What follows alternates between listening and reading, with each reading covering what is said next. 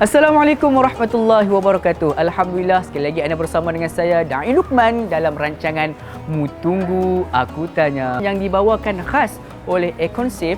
Bandingkan harga kami. Mudah-mudahan pertemuan kita untuk episod kali ini diberikan keberkatan oleh Allah Subhanahu wa Ta'ala. Jadi topik pada hari ini kita nak membincangkan berkaitan dengan keberkatan dalam rezeki. Jadi sidang tu sekalian, bila mana kita menyebutkan berkaitan dengan rezeki, sudah semestinya daripada kita ini ingin bekerja agar kita mendapat satu sumber pendapatan yang juga merupakan sumber rezeki kita. Namun begitu, dalam konteks rezeki ini tidak cukup hanya kita melihat kepada kuantiti ataupun berapa pendapatan bulanan kita pada setiap bulan. Yang lebih kita perlu titik beratkan adalah sama ada rezeki yang selama ini kita perolehi itu memiliki keberkatan ataupun tidak memiliki sebarang kualiti daripada Allah Subhanahu wa Ta'ala. Jadi sudah semestinya bila mana kita nak menyebut ataupun bercerita tentang keberkatan dalam rezeki ini, sudah semestinya ada soalan-soalan yang ingin diajukan. Jadi jom tanpa membuang masa lagi, kita raikan soalan yang pertama daripada sahabat penonton kita.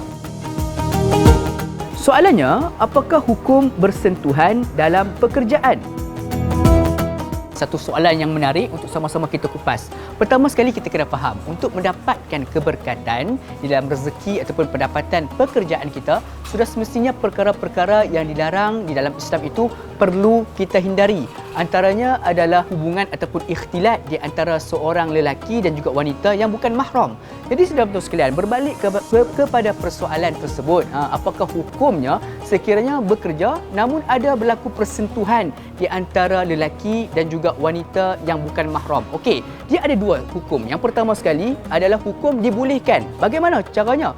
Dibolehkan apabila seorang wanita itu mungkin di dalam mudarat ataupun darurat. Sebagai contohnya, dihempap oleh tiang lampu, sebagai contoh. Jadi pada saat itu mungkin yang ada di kalangan kru-kru pada saat itu adalah daripada kalangan orang lelaki, tidak ada wanita yang lain, maka pada saat itu lelaki itu dibolehkan untuk mengangkat wanita tersebut.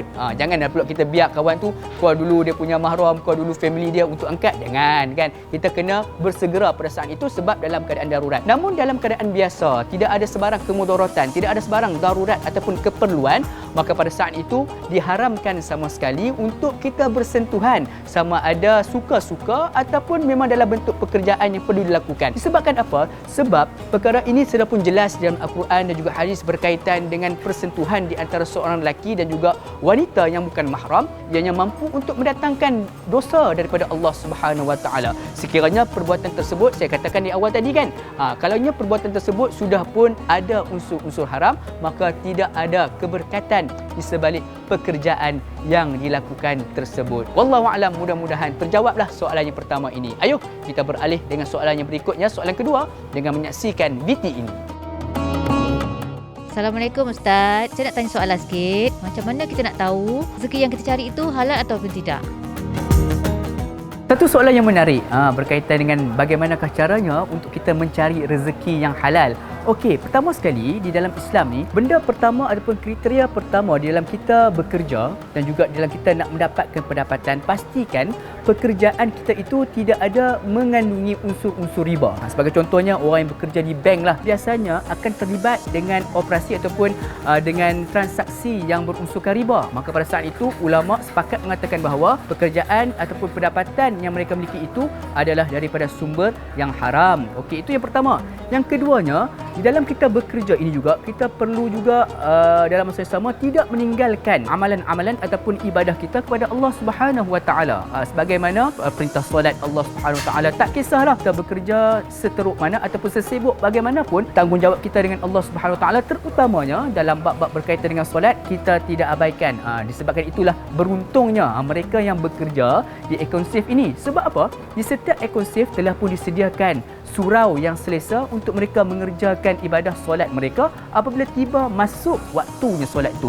Tahniah diucapkan kepada pihak Econsave kerana menyediakan surau yang selesa untuk kegunaan bukan hanya pada pekerja, bahkan kepada pengunjung-pengunjung yang tiba ataupun hadir mengunjungi Econsave ini. Dan yang ketiganya, cara untuk kita mendapatkan rezeki yang halal sudah semestinya tidak boleh ada unsur penipuan. Janganlah kita ni nak berniaga ataupun bekerja sebagainya, jangan kita menipu dalam pekerjaan kita. Sebagai contohnya bagaimana? punch card. Kadang-kadang ni orang datang lewat tetapi minta kawan-kawan untuk tolong punch card kan kepada dirinya. Maka pada saat itu hukumnya adalah haram dan takut rezeki yang dapat, pendapatan ataupun gaji yang diperolehi itu tidak ada keberkatannya. Mudah-mudahan terjawablah soalan yang kedua tersebut. Jadi jom kita beralih dengan soalan terakhir untuk episod kali ini. Jom sama-sama kita baca soalan tersebut. Saya sudah menganggur 2 tahun lebih selepas saya tamat belajar. Boleh dikatakan berpuluh-puluh resume saya hantar kepada banyak syarikat. Malangnya satu pun tidak tersangkut. Saya pernah bercerita perkara ini dengan rakan saya. Katanya, mungkin saya ada melakukan kesilapan sehingga Allah menyekat rezeki saya. Benarkah apa yang rakan saya katakan itu, Ustaz? Satu perkongsian penceritaan yang baik daripada sahabat kita ni bertanyakan berkaitan dengan adakah benar ada rezeki yang tersekat. Okey, berbalik kepada rezeki ini, okey, ujian yang didatangkan oleh Allah Subhanahu Wa Taala ni, dia ada dalam 2 bentuk. Satu adalah ujian yang berbentuk untuk memantapkan dan juga menaikkan iman, dan yang keduanya adalah ujian yang berbentuk untuk menghapuskan dosa-dosa yang pernah dilakukan. Okey, berbalik kepada persoalan daripada sahabat kita tersebut, saya yakin sebenarnya ini bukan bermaksud yang sahabat kita ini ada masalah ataupun ada hubungan yang tidak baik dengan Allah Subhanahu Wa Taala. Tetapi sebenarnya Allah Subhanahu Wa Taala sedang memberikan ujian kepada dia untuk mencuba sama ada sahabat kita ini adalah seorang yang sabar dan juga redha akan ketentuan dia. Jadi saranan saya juga, nasihat saya kepada yang bertanya ini adalah untuk terus berusaha mencari lagi.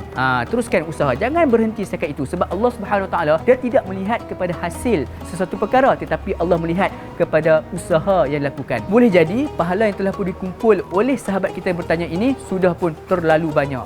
Jadi insya-Allah teruskan usaha, dalam masa yang sama teruskan berdoa pada Allah Subhanahu Wa Taala dan baiki hubungan sesama dengan ahli keluarga dan juga sama sahabat. InsyaAllah suatu hari nanti pasti akan ada jalan penyelesaian yang mungkin bidang yang anda cuba minta itu bukan bidang anda, mungkin bidang anda itu atau kelebihan anda itu ada di tempat yang lain. Jadi teruskan usaha, jangan berputus asa sebab Allah Subhanahu Wa Taala tidak suka dengan orang yang cepat berputus asa. Mudah-mudahan terjawablah soalan tersebut, dan dengan berakhirnya jawapan bagi soalan yang ketiga ini, maka berakhirlah untuk episod kita pada kali ini. Mudah-mudahan kita mendapat manfaat daripada setiap perbincangan kita. Ingat, keberkatan dalam rezeki itu perlu kita cari. Sebab apa? Rezeki walaupun banyak ataupun jumlah pendapatan kita banyak, namun tidak ada sebarang keberkatan, maka ianya hanyalah bersifat sia-sia. Teruskan mencari keberkatan rezeki. Mudah-mudahan Allah Subhanahu Wa Taala temukan kita dengan keberkatan tersebut. Saya dan Luqman mohon mengundur diri. Bertemu lagi kita di lain episod dalam rancangan Mu Tunggu Aku Tanya. Akhirul kalam. Assalamualaikum warahmatullahi